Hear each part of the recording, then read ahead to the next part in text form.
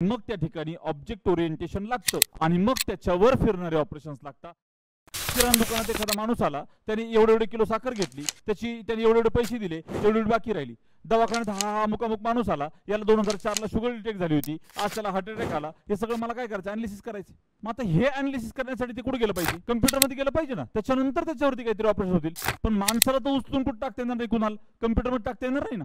आर्यन हा नाव आर्यन आहे म्हणून विद्यार्थी आहे, सांगा बरं? नाहीये का विद्यार्थी? अगदी बरोबर कोणतरी म्हटलं. त्याच्या कॅरेक्टरिस्टिक्स, जर हाच आर्यन बँकेत गेला तर तो विद्यार्थी आहे का? तो बँकेचा कोण आहे? कस्टमर आहे. हाच आर्यन हॉस्पिटलमध्ये गेला तो कोण आहे? पेशंट आहे. आणि हाच आर्यन घरी गेला तर तो एका आईवडिलांचा मुलगा आहे. कळलं का? म्हणजे आर्यनचा काय बदलतोय? आर्यनचा डेटा बदलतोय. मला काय गरज आहे त्याची? स्टुडंट म्हणून गरज आहे. मी जर म्हटलं आर्यनचे पर्सेंटेज कॅल्क्युलेट करा, ते पटतं. पण मी म्हटलं माणसाचे पर्सेंटेज कॅल्क्युलेट करा, तुम्हाला अरे कुणाचे? माणसाचे म्हटलो मी, एका माणसाचे पर्सेंटेज कॅल्क्युलेट करा.